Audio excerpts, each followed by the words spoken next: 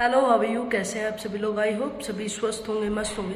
तो मैं करण विष्णु एक बार फिर हाजिर हूँ एक नई कहानी लेके, एक नया मोनोपॉल लेके आपके अपने शो में, जिसका नाम है आवाज़ कनक की। लोगों की कहानी, कनक की जुबानी। तो एक नई कहानी लेके फिर हाजिर हूँ। आज की कहानी का जो शीर्षक है ना, वो ये है कि किसी के बारे में धारणा बनाने से पहले सच्चाई जान लेनी चाहिए। अमूमन होता है ना कि हम किसी को देखते हैं तो हम उसके बारे में, हमको पता नहीं होती हकीकत, और हम उसके बारे में सोचने लगते हाँ ये तो ऐसा ही होगा, ये चाहे वो कैसा भी हो, हम तो ये सोचते नहीं, हाँ ये ऐसे ही होगा, ये ऐसी ही हरकतें करता हो, हम वैसे धारणा बना लेते हैं, हम वैसा सोच लेते हैं। तो इससे रिलेटेड एक कहानी आई है, हम कहानी सुन लेते हैं पहले। दोस्तों, एक बार की बात है, एक 15 साल का बच्चा था और उसके पिता थे। तो दोनों बाप बेटे ट्रेन से सफ़र कर रहे थे। सफ़र करते हुए जा रहे थे कहीं।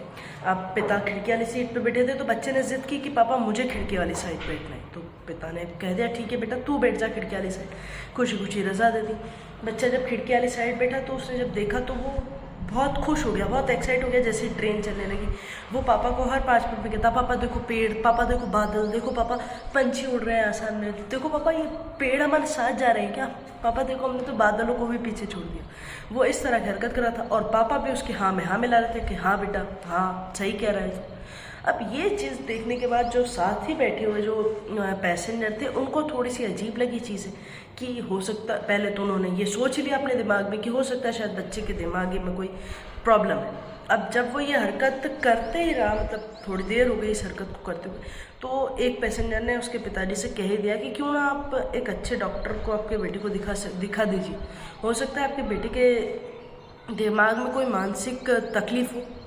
तो उसके पिता मुस्कुराए और मुस्कुराने के बाद कहा कि अभी हम डॉक्टर के पास ही हो रहे। तो ये बात सुनकर सभी पैसेंजर को एकदम से हैरानी हुई कि अभी आप डॉक्टर के पास से आ रहे? बोले हाँ। बोले मेरा बेटा बचपन से ही अंधा है और आज लगभग 13-14 साल बाद उसकी आंखों में रोशनी आई। किसी दूसरे ने उसकी किसी ने आंख डोनेट करी, तो वो आंख मेरे बेटे को लगी और वो आज इतने साल उसने अंधेरे में ज़िंदगी जी, और आज जब उसको रोशनी मिली तो वो ये चीज़ देख के बहुत खुश है। उसको वैसी खुशी हो रही है जैसे कोई छोटे से बच्चे को टॉफ़ी देख के हो जाती है। उसके लिए ये सब हम तो बचपन से देख रहे हैं, लेकिन उसके लिए ये सब चीज़ें नई हैं क्योंकि उसने पहली बार देखी है। तो उसके लिए ये सारी चीज़ें, इस सब चीज़ों को एक्सेप्ट करना, इस सब चीज़ों को फील करना एकदम नए जैसा है। ये जब बात सभी पैसेंजर्स ने सुनी और जिन भाई साहब ने ये सवाल पूछा था उन्होंने सुना, तो उन सबको बड़ा बुरा लगा, बड़ा बुरी फीलिंग आई और सबने माफ़ी मांगी कि हम माफ़ी चाहेंगे, हमारे दिमाग में ऐसी धारणा आ गई कि शायद आपके बच्चे के दिमाग में कोई प्रॉब्लम है।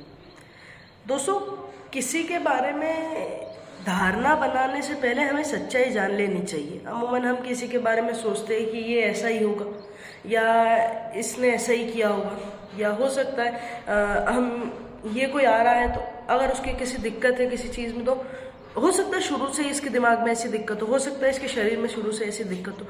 हम सच्चाई नहीं जानते, हम बस कमेंट करना जानते हैं। हम कभी कभी कमेंट करते हैं या फिर हम सोच लेते हैं और सोच के क्या करते हैं, उस बात को बढ़ा देते हैं कि हो सकता है। अब जैसे कि जिस पैसेंजर ने बात करी तो उसके पापा ने सच्चाई बताई, तो सबको दुख हुआ कि हम गलत सोच रहे थे, हमारी धारणा गलत बन गई थी। तो किसी के भी बारे में अगर आप धारणा बनाए तो पहले सच्चाई पूरी जान लें, उसके बाद ही धारणा बनाएं, क्योंकि हो सकता है कि सच्चाई कुछ और हो और आपने धारणा कुछ और बना ली हो।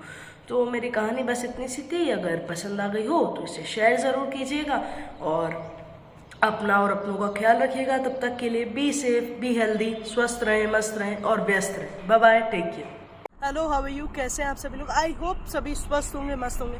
तो मैं आपकी होस्ट, आपकी दोस्त कनक विष्णु एक बार फिर हाजिर हूँ आपकी एक नई कहानी लेकर, जिसका शीर्षक है भाई कि संस्कार कहाँ गए। अब इस जो कहानी है इसकी मैं ज़्यादा रूपरेखा ना बांधूँ और इसको ना ज़्यादा घुमाऊँ और सीधा सीधा बोलूँ, तो हम कहानी शुरू करते हैं। एक करण नाम का लड़का रहता है दोस्तों, वो बहुत ज़्यादा शैतानी करता है, बहुत ज़्यादा शरारती भी। अब वो किस टाइप की शरारतें करता है, जैसे कि कोई सड़क से चलते हुए इंसान को उसके ऊपर कमेंट कर दिया, या किसी के खिड़की का कांच तोड़ दिया, या किसी की सब्जियां फैला दी। तो ऐसा नहीं है कि, और उसकी शरारतें देखकर उसे बहुत सारी डांटें भी पड़ती। ऐसा नहीं है कि उसकी शरारतें ऐसी है कि बच्चा है तो जाने दे, नहीं, उसको डांट भी पड़ती है, यहाँ तक कि उसको मार भी पड़ती है। अब जब ये सब बात वो उसको अच्छी नहीं लगती कि मुझे डांटते हैं, मुझे मारते हैं। अब शाम को करण के पापा का ऑफिस से आने का समय हो जाता है, करण के पापा के ऑफिस से आते ही करण बैठ जाता है और शिकायतें शुरू कर देता है। पापा, आज इस आंटी ने मुझे ऐसा कहा, उस अंकल ने मुझे वैसा कहा, इस भैया ने मुझे मारा। करण के पापा शाम होते के बाद सब पड़ोसी से मिलने जाते हैं, भाई आपने क्यों मारा? तो करण के पापा की सुनने के बजाय वो पड़ोसी अलग कड़क के पापा को सुना देते हैं। अब सुनाने के बाद करण के पापा ना बहुत ज़्यादा तंग आ चुके होते हैं कि रोज़ रोज़ की ये शरारतें, रोज़ रोज़ की शिकायतें से बहुत ज़्यादा टेंस हो जाते हैं। तो वो सोचते हैं कि करण का कुछ करना ही चाहिए। ऐसे ही देखते देखते संडे आ जाता है। अब संडे आने के बाद करण के पापा सोचते कि करण का कुछ ना कुछ तो मुझे करना ही है। तो करण के पापा करण को बुलाते हैं, बोले बेटा आओ। बोले हाँ पापा। बोले एक काम करते हैं, आज मैं शरारतें करूँगा, तुम मेरा उसमें साथ दोगे? बोले हाँ मैं बिल्कुल दूंगा, और ये तो मज़े वाली बात है। बोले ठीक है, पर फिर जब करण के पापा ने कहा कि ठीक है अगर हम करते, पर इसकी शर्त ये रहेगी कि करूँगा शरारतें मैं, तुम सिर्फ मुझे देखोगे। बोले ठीक है, वो इसमें भी मज़ा आएगा। बोले ठीक है हम यही करते। अब करण के पापा सुबह उठे, वो दोनों तैयार हुए। तैयार होने के बाद घर से निकले। तो घर से निकलने के बाद एक दादी थी जो सब्जी का ठेला लेके बैठा करती थी। सुबह सुबह सब्जी का ठेला लेने के बाद तो करण कुछ सब्जियां बिखरी हुई थी। तो करण के पापा ने देखा दादी की सब्जियां बिखरी, दादी सब्जी दे रही थी। इतने में चुपके करण के पापा ने सब्जियां जमा दी, सब्जियों पे पानी डाल दिया और वापस चले गए। दादी देख के बड़ा खुश हुई कि अरे वाह, मेरा आधा काम हल्का कर दिया। किसने करा? वो बहुत खुश हुई। इधर उधर देखा, कोई नजर नहीं है। फिर थोड़ा आगे गए, एक बुजुर्ग इंसान, एक दादाजी रोड क्रॉस कर रहे थे। तो करण के पापा ने हाथ थामा और रोड क्रॉस करा दिया। तो वो अंकल ने भी बहुत खुश कहा कि बहुत बहुत धन्यवाद भाई, आपका बहुत बहुत थैंक यू सो मच कि आपने मुझे रोड क्रॉस करा दिया।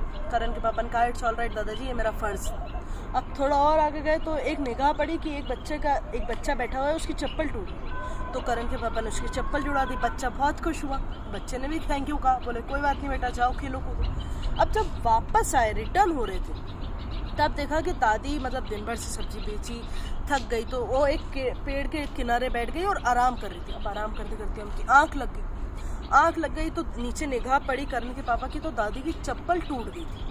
तो करण के पापा ने कहा करण बेटा यहाँ आओ। करण दौड़ते दौड़ते आए। बोले जी पापा कहिए। बोले बेटा एक काम करोगे? बोले हाँ आप कहिए। बोले ये चप्पल है, इसको जुड़वा लो। करण दौड़ के गया, चप्पल जुड़वा लाया। अब जब दादी चप्पल करण के पापा ने रख दी, अब दादी की आंख खुली, दादी ने नीचे देखा तो चप्पल जुड़ी हुई मिली। दादी ने बहुत दुआएं दी।